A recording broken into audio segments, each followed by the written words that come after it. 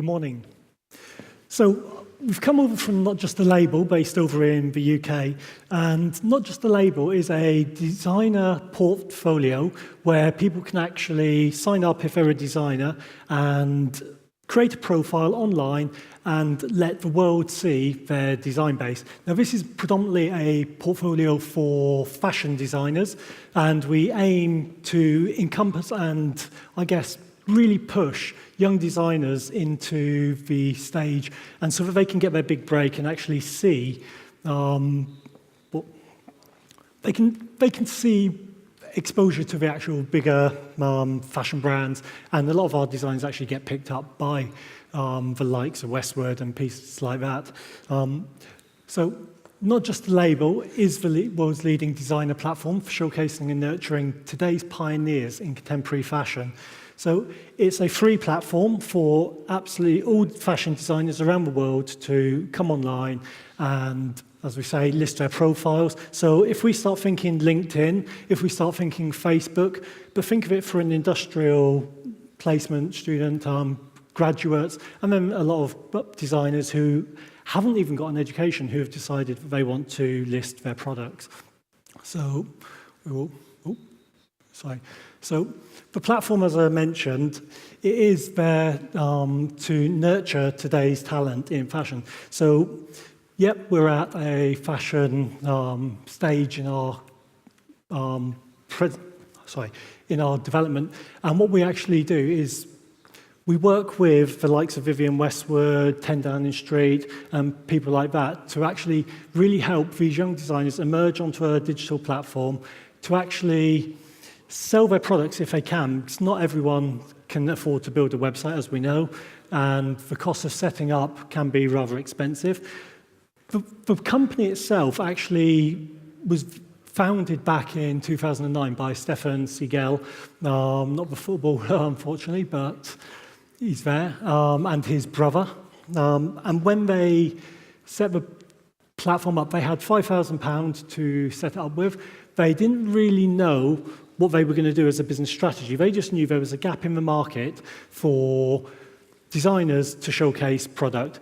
They knew that a lot of designers were coming through colleges. In the UK alone, we have 4,000 graduates every year in fashion coming out with nowhere to go. Obviously, as we all know now, there's about 46 applicants for every fashion job, probably the same in most industries. And they were looking back in the height, what do we actually do? Now, Stefan was an economist working for the bank Merrill Lynch in its day.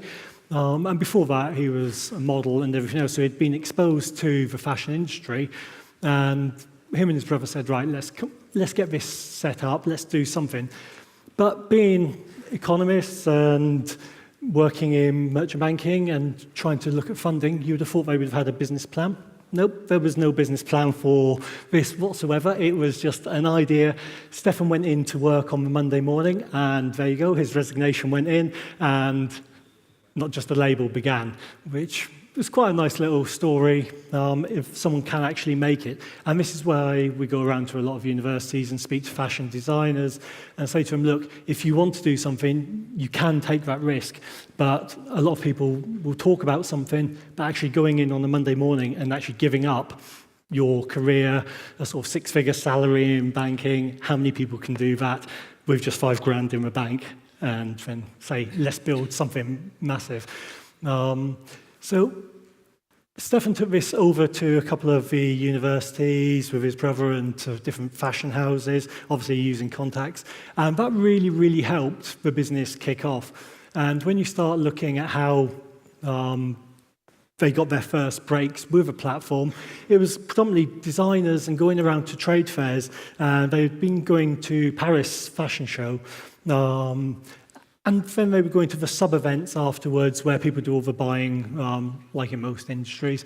And they were speaking to designers, but obviously the financial recession had just hit in. So people weren't getting the orders. Designers were sat on their stands. They've just paid £5,000, £6,000, £7,000 minimum for these stands, which are literally probably no bigger than the podium, to display their goods and their wares.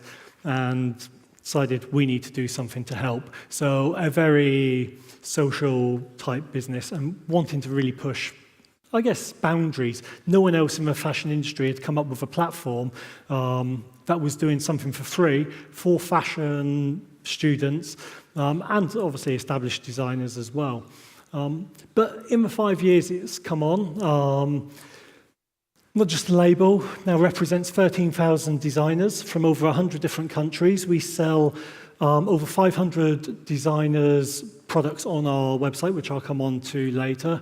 I say we work with the Prime Minister's office to discuss Tech City in the UK, all about the design. We're quite heavily involved in design with other chains, Vivienne Westwood and people like that, and building their websites. So I don't know, has many people seen Not Just a Label website? Anyone been on that? Nope. Okay, so this is the current look of the website. We were working with, you'll see right in the middle, Mango. Most people probably know Mango in the room. And we were looking with their fashion awards, and we were able to submit 100 of the best fashion designers from the 13,000 that we have online, which was a great feat and obviously great publicity for us. And when we're talking about communication, it's a great way when we're sponsoring events like this and working in partnership with these guys to say we've got 13,000 designers who would like to be shortlisted down to 100. The buzz that creates, one, the social media platforms were kicking off, people were sharing, we were seeing all different types of communication coming in, asking for more information. And just from this advert alone, we had over 1,000 inquiries just on there, just about the actual information of the Mango event. And Mango have said it was one of the most successful campaigns that we've actually done in comparison to last year's as well. So on the website, it's typically laid out as a normal sort of, I guess, editorial type website. We're not trying to sell. There is an online shop, but when you look at the actual website, it's not saying buy me, spend money. And in fact, from my bias, I would obviously like to monetize the site quite heavily and push some funding through it.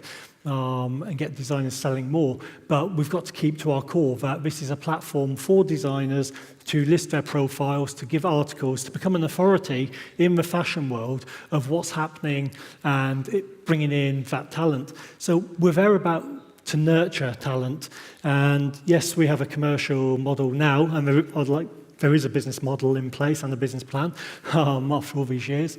But we are trying to produce a website that people want to come back to, that people want to put content to. We have over 100 people every week now submitting articles saying they want to give these articles. It is a very heavily curated site, as you can imagine. We're very picky on what goes on there, just to keep it very authoritative. We're very non-political. There's no political statements on the website at all, and we just try and keep work that way. In terms of the design of a website, we are looking at a complete redesign. So this, whilst it's current, is going to be completely changed in the next 3-4 months. And what we're looking at doing is something groundbreaking. Again, this platform 5 years ago and now is still groundbreaking. We see people coming up all the time trying to take over and say that we're the new emerging talent website, but we see them come, we see them go, and they don't have the longevity. And that's probably through our relationships and the way that we deliver content. The content on the website alone, we will feature the designers. So at the very top, I don't know if you can see it quite well, we've got the designers and the editorial. We will every week we will have a designer focus. Now that's focusing on the designer's collection, what they've done, how they're producing new collections, materials they're using. Then we'll have articles on sustainable fashion. We'll have articles on different events that are coming up. On the current website today, there's a massive piece about Vicenza in Italy and the Origins partnership, a massive jewelry collaboration we've just made. And that's kicking off, say, in Venice this week, which is quite something unique, bearing in mind the work that's gone into it. So this platform's allowed that to happen.